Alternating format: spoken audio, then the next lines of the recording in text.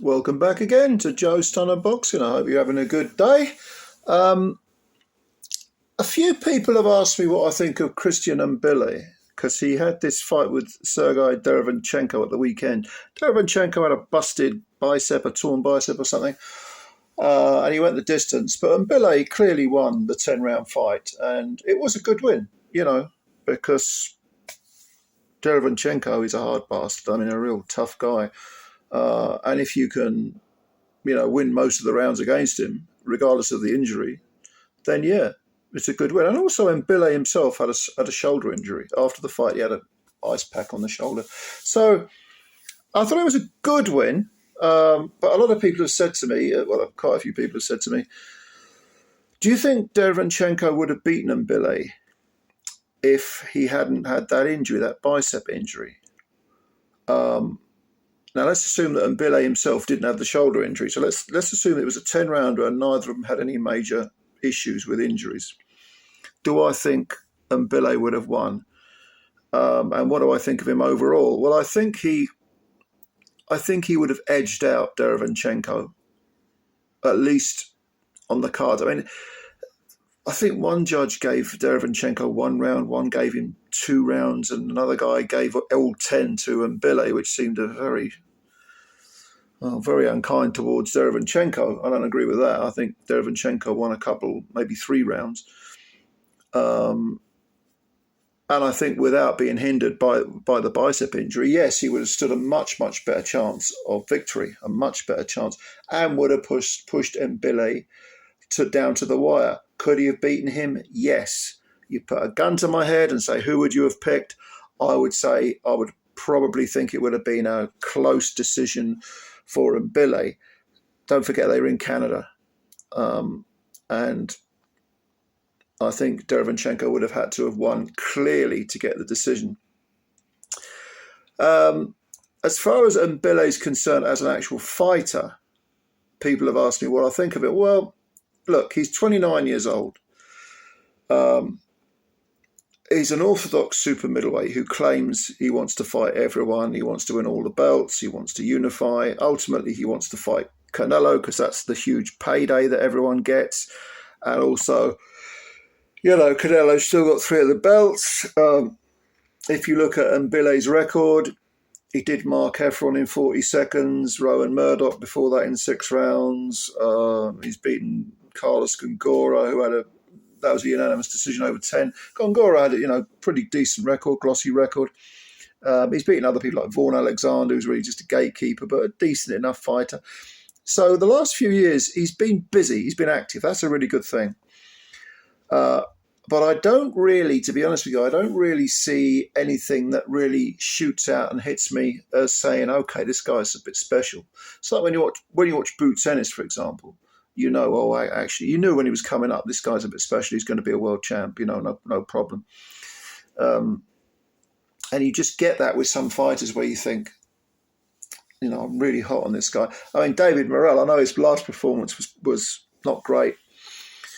But at super middleweight, I think he's in the wrong division. I think he should still be a super middleweight along with Mbili. I thought Morrell, when he was coming up, he only had 10 or 11 fights now, but I thought that's a special fighter after about 5 fights. I don't get that feeling with Mbili. And in fact, if Mbili was to fight Morrell or say David Benavidez at 168, I'd expect him to be beaten. I'd expect both Morrell and Benavidez to knock out Mbili. Could Mbili beat Munguia? Yeah, he could do, but would I pick him over Munguia?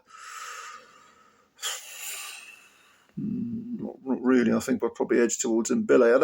Towards Munguia. I'd have to have a think about that. I wouldn't say. Now, look, this is not to sort of say that Christian Mbili is a bad fighter. He isn't. He's a good fighter. But to me, he's kind of like a B plus. Do you know what I mean? Which is a good grade. Like B plus is a good grade. But if we're talking about going up to the A level or even the A plus, the absolute elite, where there's just a fraction of a percent or maybe a couple of percent at the top, no, I don't see it. People have said Mbili reminds them of Mike Tyson. I can only assume they've never watched Mike Tyson, because although he has a rather squat, aggressive, come forward, style. He doesn't have the technique of Tyson, which was to almost crawl under crawl under the offense of or say crawl under the defense of the opponent, and then suddenly spring up and explode. Mike Tyson, if you look at it, I'm talking about the Mike Tyson, from roughly 87, 88. That version of Mike Tyson, when he was at his absolute peak, was just this huge explosive powder keg it was so incredibly fast for the weight. So I've said this in other videos, made himself even smaller, low center of gravity, creep under and then it'd be this sort of explosion, bang, bang, bang, bang.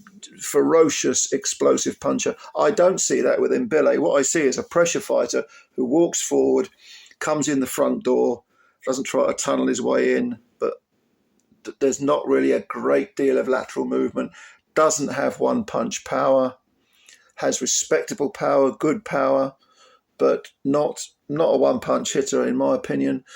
A good fighter, pretty decent technically, but not a great deal of imagination or variety I'm seeing there. What he does well, but I'm not seeing variety. I'm not seeing a guy who could adapt if things weren't going his way. I see a standard pressure fighter with decent power, pretty good skills overall. Footwork's not bad, balance is good, but I don't see that imagination, that ring IQ that I look for in a very special fighter. So when it comes to Mbille, could he win a world title? Yes, he could. He could if he's matched correctly, but I don't see him beating the elite 168 pounders. Would I put him in the top 5 in the 168 division? Yeah, probably would. Yeah. But again, if Benavidez and Morel were still loitering at 168 instead of going up to 175 because Canelo won't fight him, I'd pick them both to beat Mbille. But nevertheless, he is a good fighter. And at 29, he's got time on his side. He's originally from Cameroon. Then he went to France, I think, for a while. I was reading an interview with him in Boxing News recently. He went to, I think he's from Cameroon. Then he went to France to live for quite a while. And then he emigrated to Canada. And he's living a good life. Good luck to the kid. If he wins a world title, all credit to him. And he is a good fighter as well. He is a good fighter. So give me your opinions on Christian Mbille. Do you think there's too much hype around him? Do you think the hype is justified? Who would you like to see him fight next? That's a good question. I really couldn't think. I would like to see him against Munguia. I think that'd be a great test and a pretty good fight because the styles would gel or clash, shall we say. But let me know what you think. Leave your comments below as always. Please subscribe to the channel. You know what I'm going to say. Build the channel up. Hit those like buttons. They count the likes. It's all down to algorithms. I still don't know what that means, but anyway. All right. Thanks a lot, guys and girls. See you later. Bye for now.